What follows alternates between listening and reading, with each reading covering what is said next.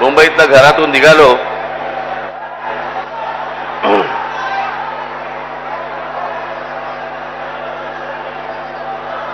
आणि इथे पोहोचायला जवळपास मला 2 तास लागले. अरे घोडे बिडे आणू नका रे तुम्ही, तिथे घेऊन जा पहिले त्याला, बाहेर घेऊन जा त्याला विचारायला. इथे मी काय बोलतोय माणसानं नाही समजत, घोड्यानं कुठून समजणार.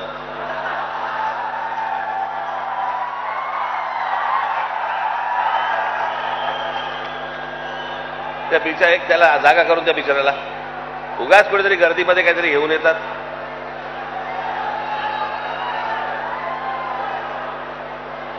जा त्याला घेऊन जा व्यवस्थित नीट, त्याला जागा करून द्या रे.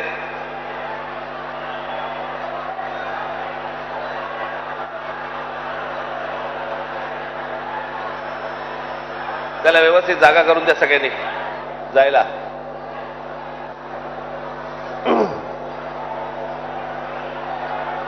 कमाल आहे इथे, म्हणजे माणसांना उभं राहायला जागा नाही, घोडे घेऊन येते. तो मुलगा उतरला का त्याच्यावरनं, का तोही गेला? तुलाच पकडलं होतं का पोलिसांनी?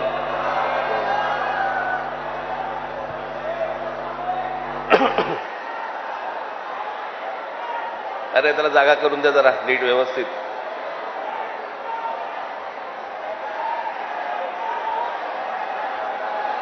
कशाला प्राण्यांवरती अत्याचार करताय? तुझा झेंडा हलवणं थांबव, बंद करते, बंद करा आता. मी आता बोलायचंय का तुम्हाला बोलायचंय?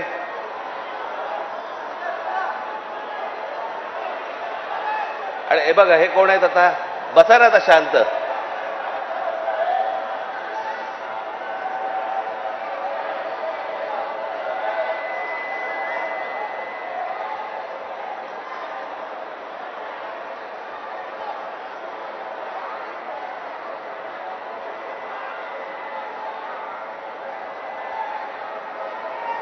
आता जिकडे आहात तिकडे उभे राहा.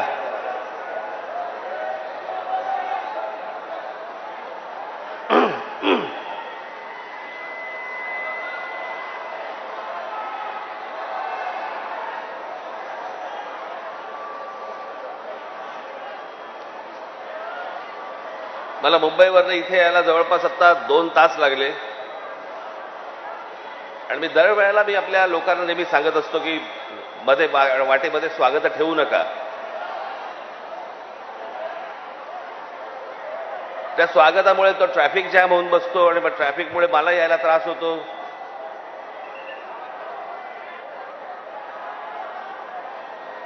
आज इकडे मीरा भाईंदरला मी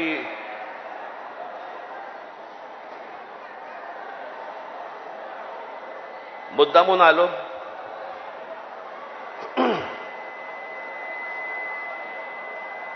त्या दिवशी तो जो घडलेला प्रसंग होता इथला, काय चाललंय काय रे इथे? काय चाललंय तुमचं?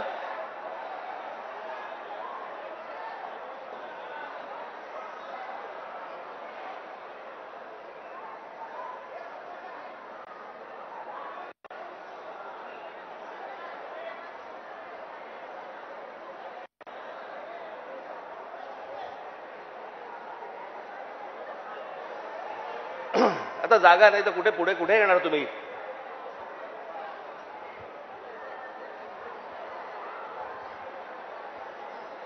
त्या दिवशी इथे जो काही प्रसंग घडला, या काय कोणते मिठाईवाल्याचा काहीतरी झाला तो भाग, आता कानावरती जर मराठी समजत नसेल तर कानाखाली बसणारच मराठी.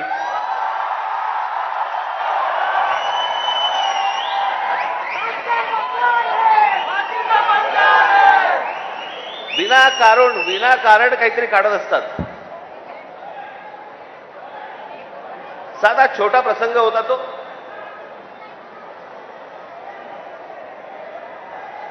मोर्चासाठी म्हणून तिकडे जे कोणी माझे मराठी सैनिक होते पाणी प्यायला गेले तर तो माणसाने विचारलं कशासाठी मोर्चा काढताय? त्यांनी सांगितलं हिंदी सक्तीचं केलं म्हणून. म्हणे इथे तर म्हणे सगळे हिंदीतच बोलतात म्हणे. हे सगळं हिंदीमध्ये चालू होतं. त्याच्यामध्ये त्या माणसाच्या अरेरावीमुळे त्याच्याची काय कानफडीत बसायची ती बसली.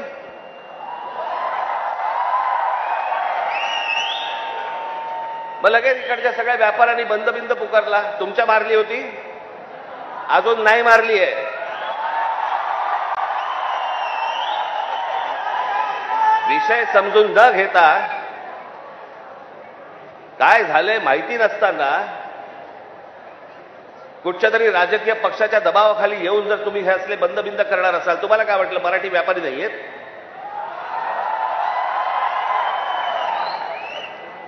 दुकानं बंद करून किती काळ राहणार आहात?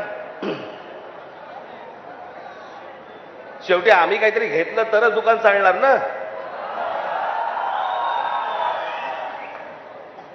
महाराष्ट्रामध्ये राहताय, शांतपणे राहा, मराठी शिका. आमचं काही वावडं नाहीये, तुमच्याशी काही भांडण नाहीये. पण मस्ती करणार असाल इथे तर महाराष्ट्राचा दणका बसणार म्हणजे बसणार, एवढं लक्षात ठेवा.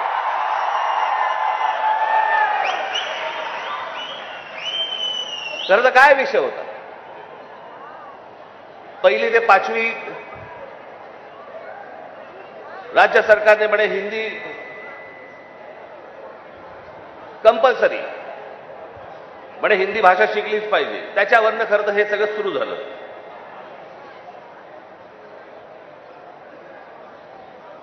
काल आमचे ते मुख्यमंत्री महाराष्ट्र राज्याचे देवेंद्र फडणवीस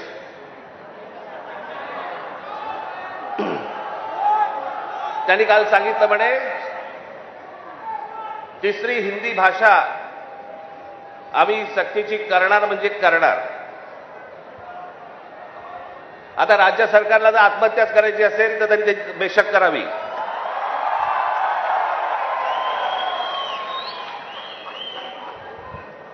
त्या दिवशीच्या मोर्चाच्या फक्त धसक्याने निर्णय मागे घ्यायला लागला होता.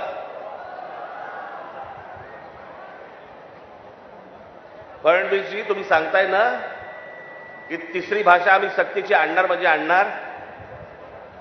मी आत्ता आपल्याला सांगतो, महाराष्ट्रात 1ली ते 5वी हिंदी आणायचा आपण प्रयत्न तर फक्त करून बघा.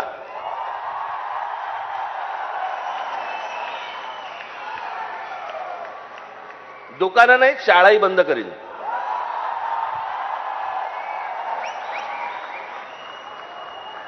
महाराष्ट्र राज्याचा मुख्यमंत्री हिंदीसाठी भांडतोय,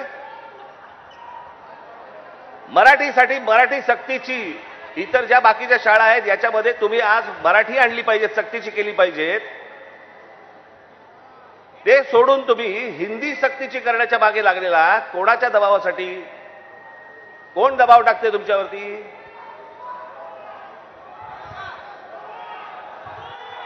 हे केंद्रामधलं, हे केंद्राचं पूर्वीपासूनच आहे, काँग्रेस असल्यापासूनच आहे हे सगळं.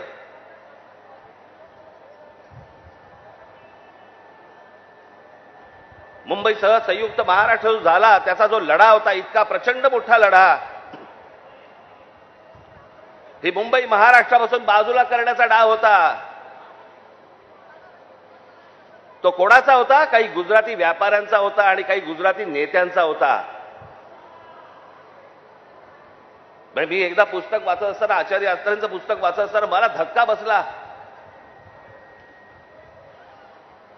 की मुंबई महाराष्ट्राला मिळू नये याच्यासाठीचं पहिलं जे बोललं गेलं ते कोणाकडनं बोललं गेलं? वल्लभभाई पटेलांनी सांगितलं की मुंबई महाराष्ट्राला देऊ नका म्हणून. वल्लभभाई पटेलांनी, ज्यांना आजपर्यंत आम्ही लोह पुरुष म्हणून मानत आलो, या देशाचे गृहमंत्री, आम्ही त्याच्याकडे आदराने आजपर्यंत पाहत आलो, तुम्ही महाराष्ट्राला विरोध केलात.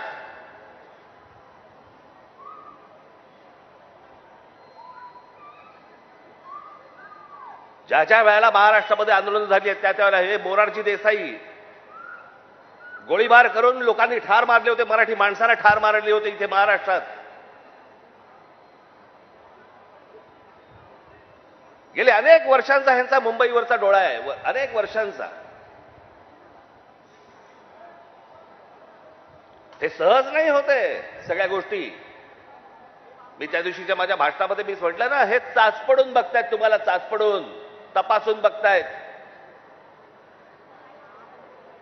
की हिंदी भाषा आणली, बघू महाराष्ट्र विरोध करतोय का, बघू मराठी माणूस पेटतोय का, बघू मराठी माणूस जिवंत आहे का. आणि तो जर शांत दिसला तर हिंदी ही भाषा आणणं ही त्यांची पहिली पायरी असेल. आणि हळूहळू हळूहळू हळूहळू या सगळ्या गोष्टी करून मुंबई ताब्यामध्ये घ्यायची आणि ती गुजरातला मिळवायची, हे ह्यांचं स्वप्न आहे.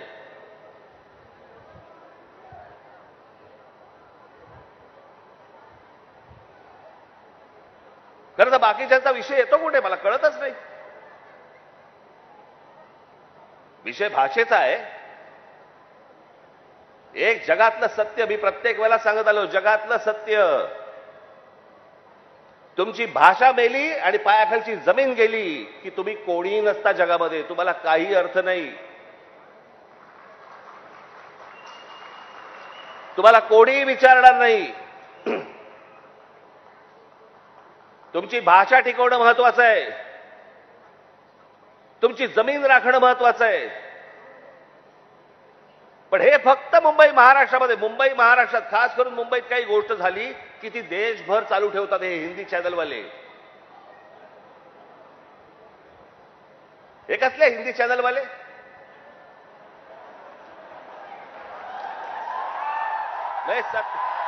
हे खरं तर या सत्ताधाऱ्यांच्या चपलेखालची ढेकणं आहे ती.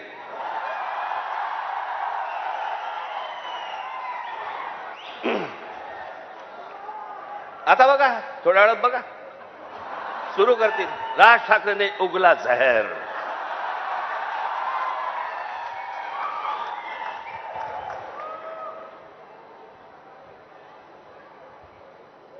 फक्त मुंबईत काही झालं, महाराष्ट्रात काही झालं तर हे सगळे हिंदी चॅनलवाले जाणून बुजून कोणाच्या तरी सांगण्यावरून, कधीतरी स्वतःच्या मनातून, स्वतःच्या रागातून हे पेटून उठतात.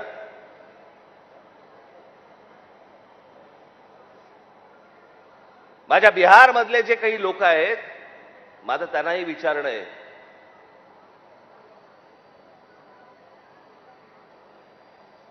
की इथे मी आता आणलंय, इथे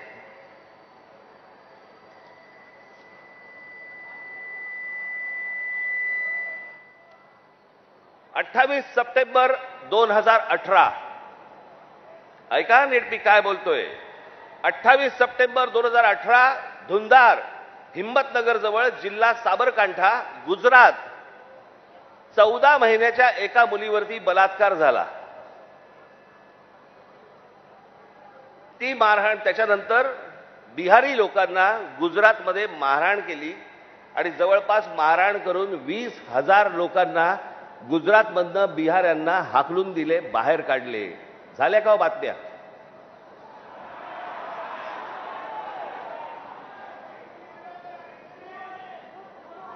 कुठेही बातम्या तुम्हाला दिसणार नाहीत. हा माणूस त्याच्यानंतर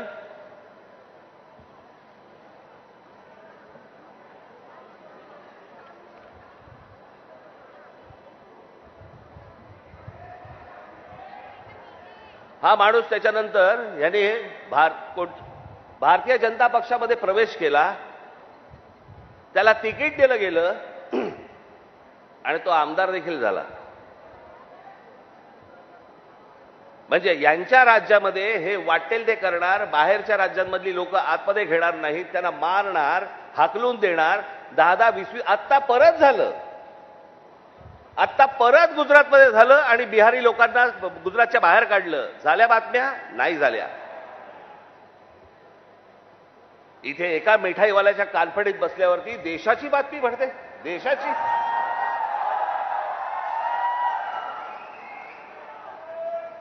देशामध्ये चित्र असं रंगवलं जातं की बघा मुंबईमध्ये, महाराष्ट्रामध्ये अमराठी लोकांना कसे मारतायत.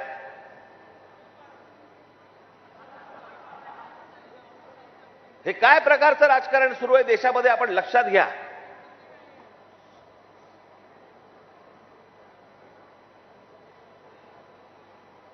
कसली कोणती हिंदी घेऊन बसलो आपण, ज्याला साधा 200 वर्षाचा इतिहास आहे. 200 वर्ष मराठी भाषेला 2,500 ते 3,000 वर्षांचा इतिहास आहे.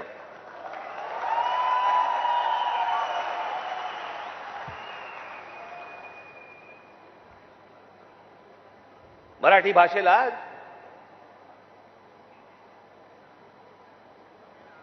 अभिजात भाषेचा दर्जा मिळाला.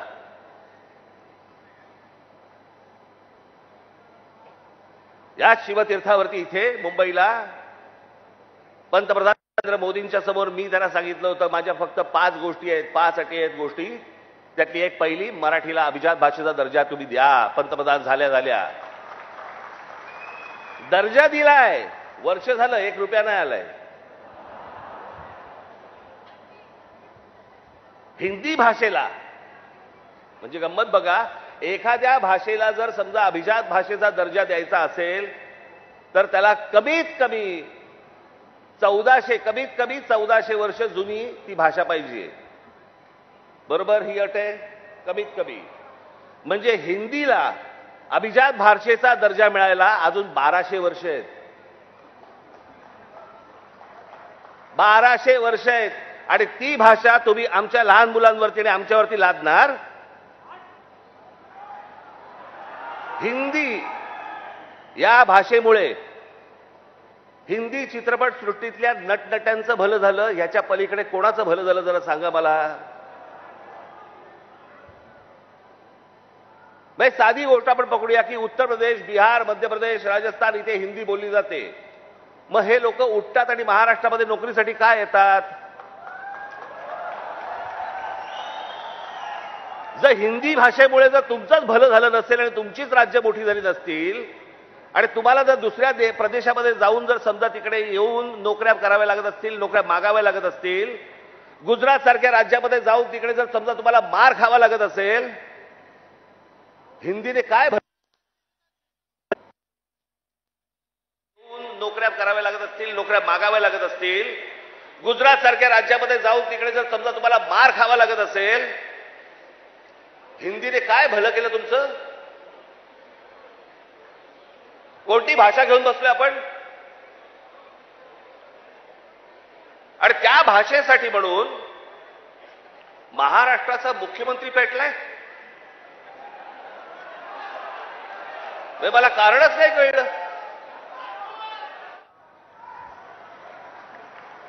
हे पहिल्यांदा सर्वांनी लक्षात घ्या.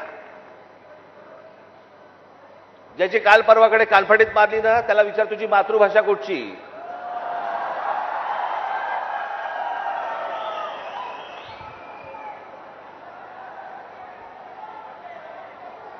अहो, हिंदी ही इकडच्या तिकडच्या सगळ्या कडबोळ्यातनं तयार झालेली 100-200 वर्षापूर्वीची भाषा. बाकीच्या सगळ्या तर केवढ्या जुन्या भाषा आहेत. उत्तर प्रदेश, बिहारला आता समजलं पाहिजे, राजस्थानला आता समजलं पाहिजे. मी आता एक आणलं इथे उदाहरणार्थ बघा. हिंदी या भाषेमुळे हिंदीने किती भाषा मारल्या? तर जवळपास 250च्या आसपास भाषा मारून टाकल्या. त्याच्यामध्ये कांगरी, गडवाली, कुमाऊनी, अवधी, हरियाणवी, ब्रज, भोजपुरी, मगधी, बाघेली, छत्तीसगडी, बुंदेली, माळवी, भिल्ली, नागरी, बागरी, मारवाडी अशा अनेक भाषा आहेत.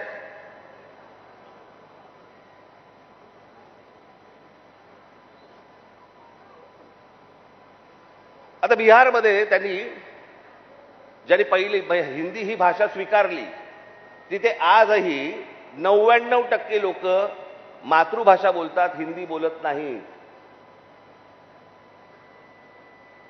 म्हणजे अशा तर मी तुम्हाला सांगतो,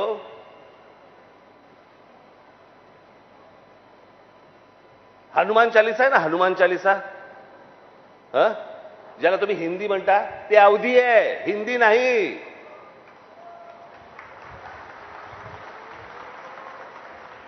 पहिल्यांदा भाषा आपण नीट समजून घेतली पाहिजे. मराठी भाषेचा आपण इतिहास नीट एकदा समजून घेतला पाहिजे. पण ह्यांना भाषेवरती यांचं प्रेम नाहीये. माझं तर सगळ्या भाषांवरती प्रेम आहे. माझा तर दावा कदाचित चुकीचा नसावा,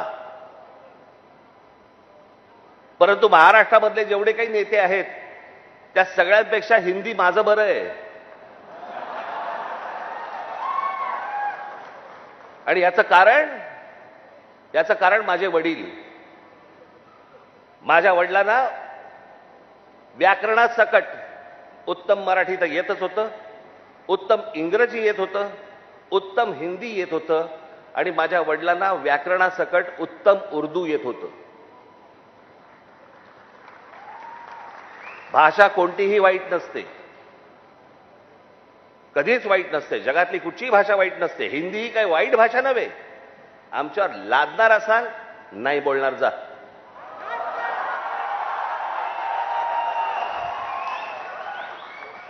आणि लहान मुलांवरती तर नाहीच नाही.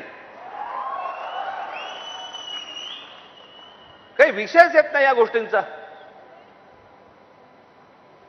त्यांचं राजकारण काय चालू आहे ते पहिलं बघा तुम्ही. हे या सगळ्या गोष्टी मी तुम्हाला आत्ताच सांगतोय.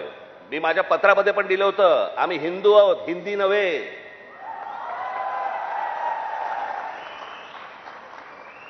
पण हिंदुत्वाच्या बुरख्या खालून जर समजा तुम्ही माझी मराठी संपवायला येणार असाल, माझ्यासारखा कडवट मराठी तुम्हाला सापडणार पण नाही.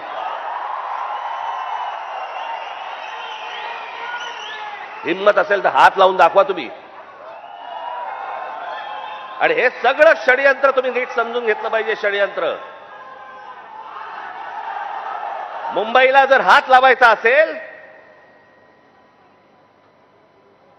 तर या ठिकाणच्या सगळ्या मीरा भाईंदर पासून तिथे पालघर पर्यंतच्या सगळ्या जेवढ्या मतदारसंघ आहेत, हे मतदारसंघ ह्यांना अमराठी लोकांचे करायचे.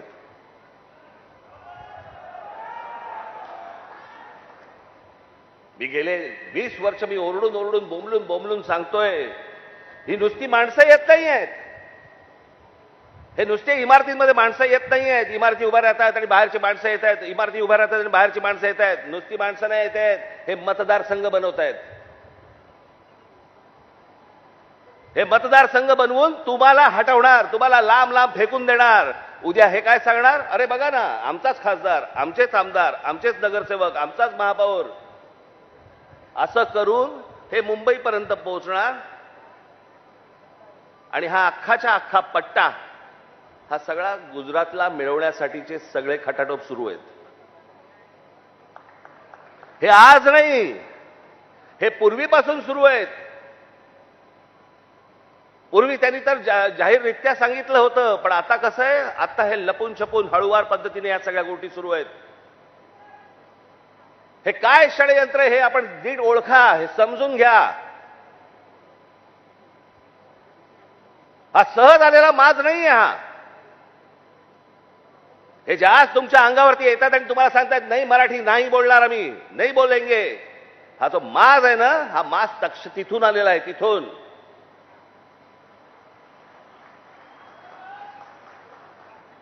मी आज तुमच्याकडे काही लंब चौडं भाषण करण्यासाठी नाही आलो. मी खरं तर आज शाखेच्या उद्घाटनाला आलो होतो. मला अविनाशने मला सांगितलं की साहेब तिकडे येणारच आहात तर एक छोटी सभा आपण घेऊन टाकू. पण मला तुम्हाला जे सांगायचंय ते हे सांगायचंय की तुम्ही सतर्क असले पाहिजेत. आज काहीतरी प्रकरण उसळलं आणि आज काहीतरी उघडलं म्हणून आज आम्ही जागे व्हायचं, उद्या त्याच्यानंतर आम्ही झोपून जायचं आणि मग बाकीचं सगळं पोखरलं जातंय. भुसभुशीत जमीन असते ना, घुशी तिकडे होतात, खडकामध्ये घुशी नाही होत. तुम्ही खडकासारखे टणक असले पाहिजेत. महाराष्ट्राची तुम्ही भक्कमपणे बाजू उभी केली पाहिजे. महाराष्ट्र काय हा तुम्ही समजून घेतला पाहिजेत. मी जे सतत तुम्हाला जे सांगत असतो ना, 1400 वर्ष राज्य केलेला हा महाराष्ट्र या प्रांतावरती. मी अनेकदा बोलत आलो, तुम्हाला सांगत आलो की ह्याला पर्शियन लोक ह्याला हिंद प्रांत म्हणत. छत्रपती शिवाजी महाराजांची घोषणा पण काय होती, हे हिंदवी स्वराज्य व्हावे ही नव्हती, हे हिंदवी स्वराज्य व्हावे ही होती. या हिंद प्रांतावरती आमची सत्ता असावी. हा संपूर्ण हिंद प्रांत आमच्या हातामध्ये असावा. बाहेरच्यांनी येऊन आमच्यावरती इथे सरकार स्थापन नाही करायची. आम्ही कोणी गुलाम नाही आहोत. या प्रांतावरतीचा अधिकार कोणाचा असेल तर तो आमचा आहे. आणि 125 वर्ष या मराठेशाहीने जे राज्य केलं, ज्याला आपण म्हणतो ना अटके पार आम्ही झेंडे फडकवले, अटके पार झेंडे फडकवले म्हणजे काय?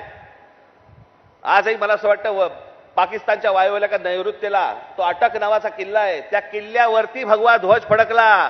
ते अटक किल्ला, तो अटके पार झेंडे फडकवले आम्ही.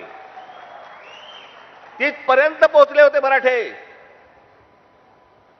तो महाराष्ट्र हतबल आहे. तो महाराष्ट्र यांच्यासमोर हात पसरतोय. आम्ही भिका मागायच्या आम्हाला न्याय द्या म्हणून. तुम्ही या महाराष्ट्राचे राजे, तुम्ही या महाराष्ट्राचे मालक. बाकीची माणसं बाहेरून आली, ती तुमच्यावरती रुबाब करणार आणि आम्ही हतबलतेने त्यांच्यासमोर बोलणार, अरे नाही नाही भाई साहब ऐसा मत. का?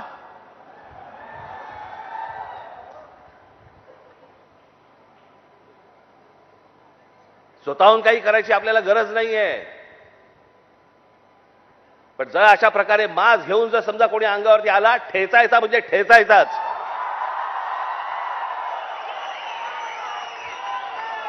त्या दिवशी तो कोणतरी भारतीय जनता पक्षाचा एक खासदार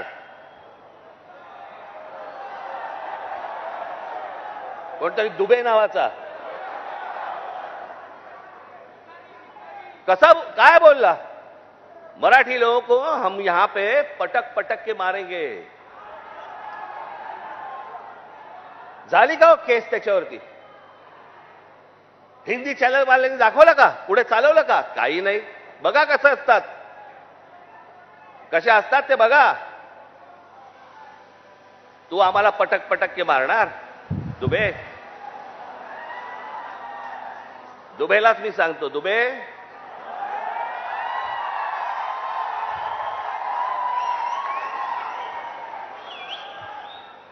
तुम मुंबई में आ जाओ.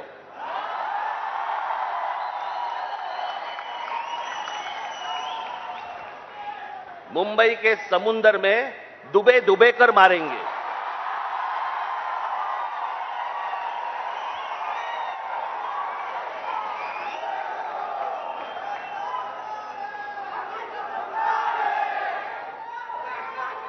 त्याला हिम्मत होते बघा कशी.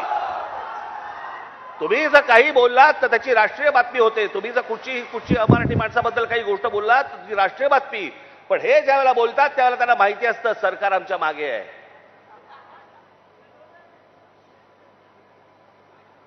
कारण सरकारच जर समजा या गोष्टी इथे लादत असेल तर या लोकांची हिंमत तर वाढणारच आहे. एक गोष्ट त्या दिवशी मी सांगितली, पुन्हा एकदा सांगतो, तुमची सत्ता असेल ती लोकसभेमध्ये आणि विधान भवनामध्ये. आमची सत्ता रस्त्यावरती आहे, रस्त्यावरती. काय नाही, 56 इंचाची तुम्ही पण छाती बाहेर काढून फिरा. हा महाराष्ट्र आहे, तुमच्या बापाचा महाराष्ट्र आहे. बराच कोणी जर महाराष्ट्रामध्ये वेडवाकडं वागायचा प्रयत्न केला, माझा महाराष्ट्र सैनिक त्याचा गाल आणि त्याचा हात या सगळ्या गोष्टींची युती झाल्याशिवाय राहणार नाही.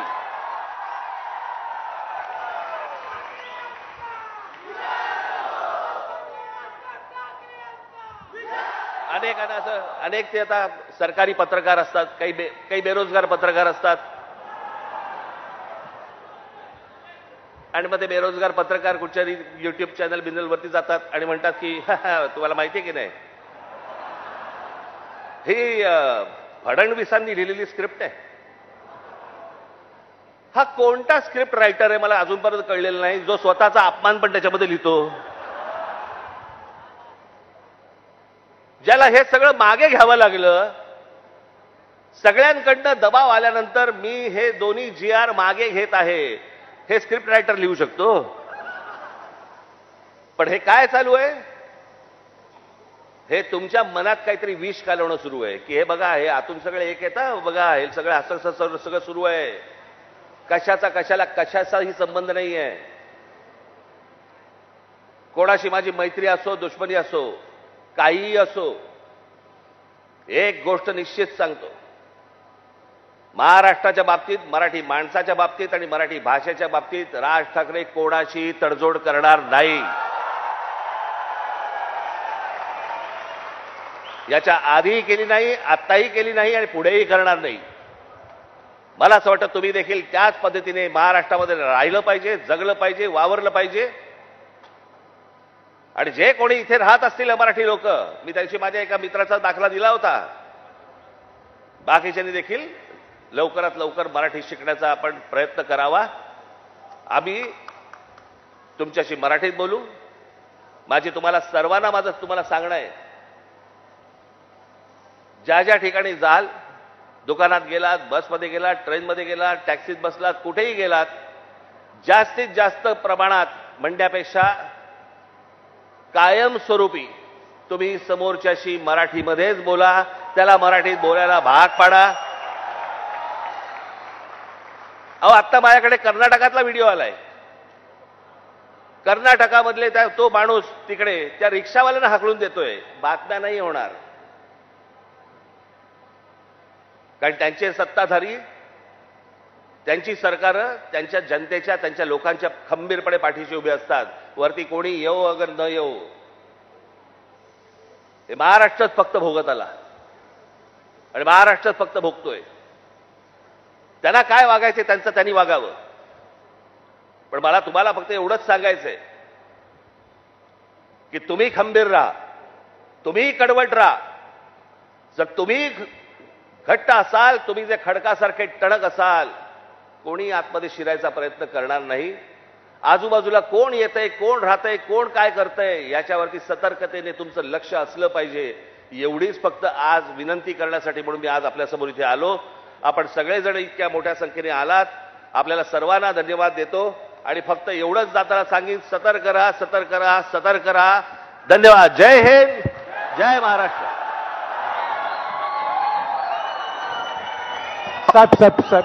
मीरा भाईंदर शहराचे